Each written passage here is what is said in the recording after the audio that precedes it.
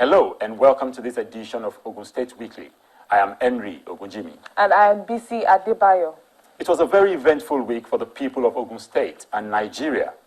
As the country marked 54 years of our existence as an independent nation, the giant strides being recorded by the Governor Amosun-led administration in Ogun State were also recognized on two different fronts. At the National Award ceremony held in the Federal Capital Territory, Abuja, President Goodluck Jonathan conferred on Governor Amosun, FCA, the award of the Commander of the Order of the Niger, CON, in recognition of the successes recorded in his rebuilding of Ogun State. The infrastructural overhaul, the new friendly investment climate, and policies of government which has opened up the state and is attracting foreign investors also caught the attention of the World Bank, the DFID, UK Aid, and the Federal Ministry of Industry, Trade and Investment, where Ogun State scored high in 3 out of 4 performance indicators used in the 2014 Doing Business in Nigeria report.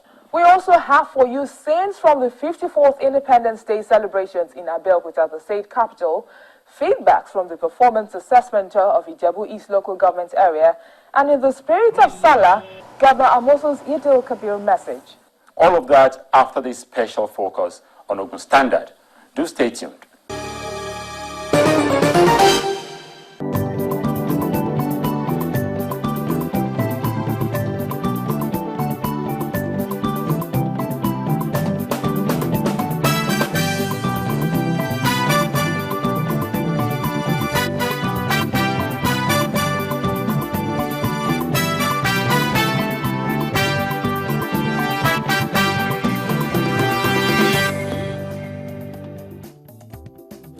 Today we are commissioning this for the use of Mayan Baker to produce drugs, not for the use of Nigerians alone, but also for export. We are doing this to the glory of the Almighty Father. Beginning of the Mayan Baker factory in Sangota, Ogun State, within his first 100 days in office, Governor Amosun literally unveiled an agenda that would make Ogun State the preferred destination for investors.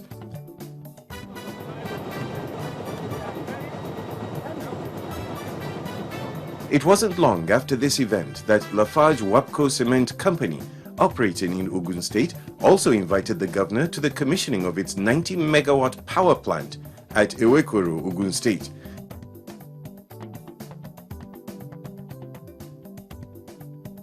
To the glory of the Almighty God, and to the people of Ogun State, and to the continuous growth of Lafarge Cement Wapco Nigeria PLC.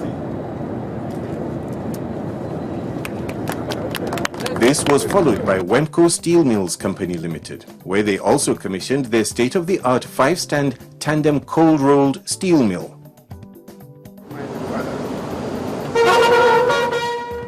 The 6 million metric ton cement factory built by the Dangote group of companies at Ibese soon joined the list of manufacturing companies setting up in Ogun State.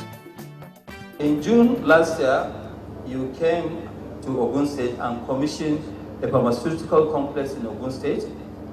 In December, you commissioned 2.2 million metric tons Lafarge plant in Ewekoro in the same state, just about 20 kilometers out from here. You are here again, Mr. President, today to commission, just hardly 6 weeks ago, to commission a massive plant of 6 million metric tons, which is largest in sub-Saharan Africa. Mr. President, this shows your commitment to industrialization of Nigeria, and Ogun State is very happy to have you very often here.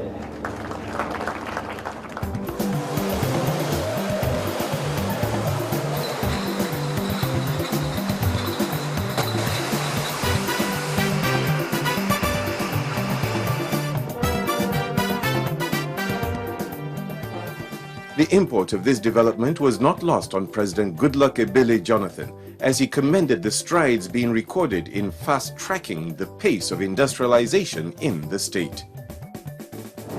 I also want to personally congratulate the governor of Ogun State, the government of Ogun State, and my good brothers and sisters, the people of Ogun State, for making this part of the country is very, very attractive for the investors. The reward is obvious.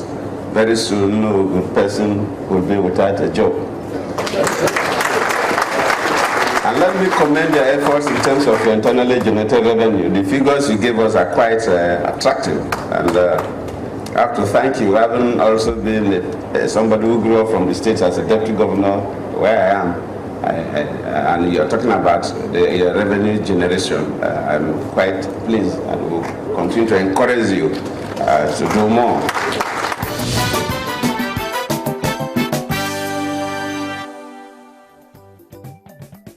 To Governor Ibikunle Amosun, who assumed office May 29, 2011, Ogun State was a natural goldmine for businesses to thrive. He wasted no time in forging partnerships with existing companies and industries while creating a friendly environment to attract more investors.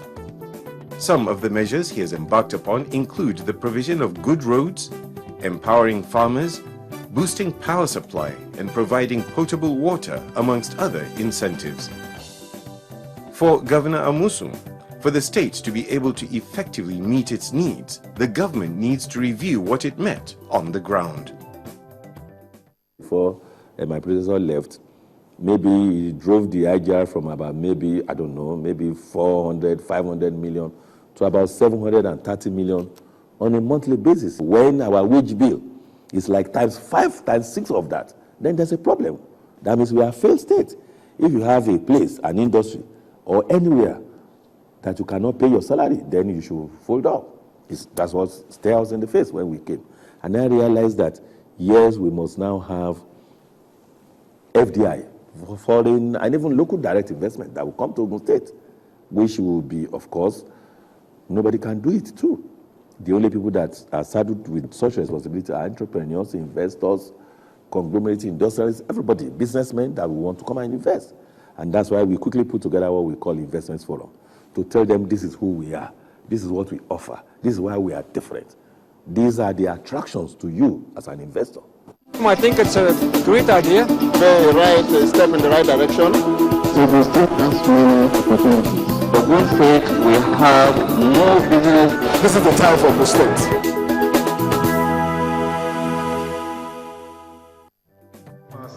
And I think that's a very, very good omen. He's ready to invest. Before his administration turned one, Governor Amosun convened an investors forum where he unfolded his plans of making Ogun State the #1 destination for investors to come into. The two-day event held from the 26th to the 27th of March 2012. Tagged Ogun State Open for Business, the forum drew state governors, legislators, businessmen and women, industrialists from within and outside the country, and all those who had any interest in doing business in Ogun State. The forum was an avenue to x-ray the agricultural potentials in the state, as well as take a look at infrastructure, energy and transport, amongst others, as potential areas for investment through the funding options and incentives that were available. Panelists and guest speakers discussed the investment vision of Ogun State thoroughly. At the end of the two-day event, Ogun State was indeed primed to take the nation by storm, as the governor reiterated his commitment to build a better Ogun State for future generations. As for the participants, they could not agree less. This forum, I think it's a great idea, because it brings all the investors here, and of course, being a zone that needs a lot of investors, this is for us the ideal circumstance to promote a zone, which would of course help all the southern part of Ogun in view of employment, development and things like that.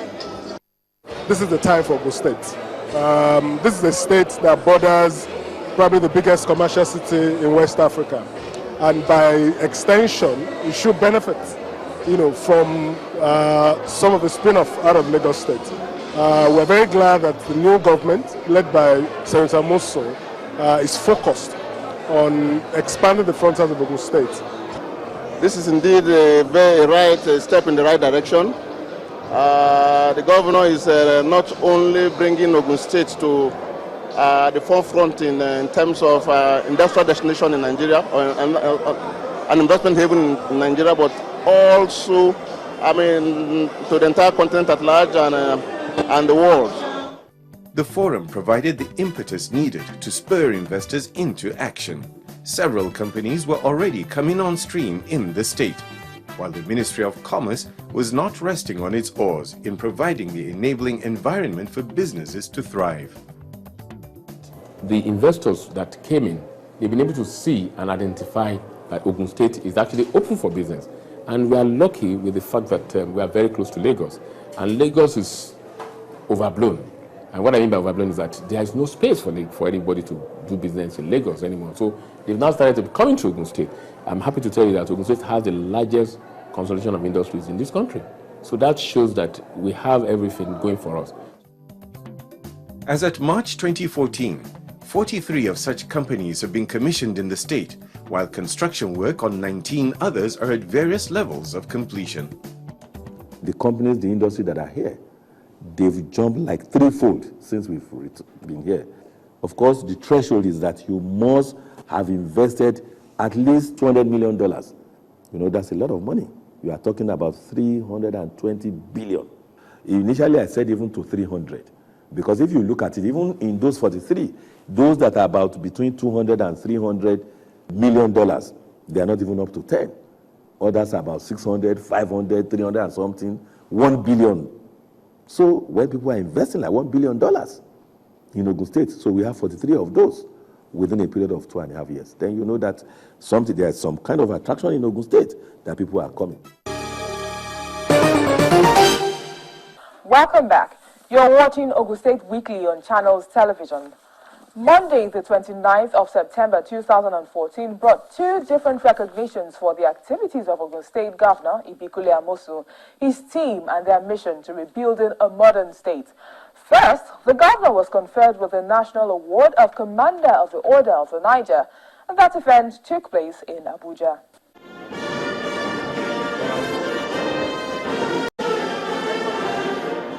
It is a long list, dominated by known names in politics, security issues, sports, entertainment, business, and the corporate world. It also features names that are not very popular, whose lives are nevertheless worthy of emulation.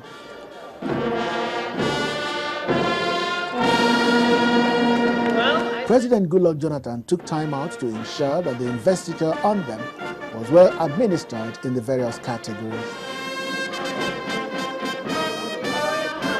From the Commander of the Order of the Federal Republic to the CON, which went to about 60 of the distinguished Nigerians, there was no dull moment. Also, over 62 of them bagged the Order of the Federal Republic, some of them distinguished lawyers and technocrats, including the man who designed the national flag. Another 63 bagged the OON. They range from Deputy Inspectors General of Police, civil servants, academics, and businessmen. Who has been elected 3 consecutive times. While 50 members of the Order of the Federal Republic collected their honors awards, including the taxi driver who returned 8 million forgotten in his taxi, the steward who had served over 9 presidents in Nigeria, as well as the designer of the national flag. For this gentleman, Onu, the taxi driver and Corporal Dada, we appreciate you. The Minister of FCT, are you here? Yes. Give one flat to each of them. And Secretary to Government, somebody who have contributed so much into the history of this country, the person who designed the Nigerian flag, Pa Michael Taiwo Akinkumi, who was also honored here. You have to place him on a salary of Special Assistant to the President forever. They expressed gratitude to their country and Mr. President. It seems to me like a dream because I did not expect up to this level. This award, what it is going to do is to spur me on to be on the right side of history, that you are honored, recognized by your country is something that is fantastic. For me, Mr. President's award, it is our president. It's a call to delivering better services to Nigeria. The new awardees join the league of those who have made Nigeria proud. They are urged to ensure that this country continues to enjoy the stability that gives them an occasion like this.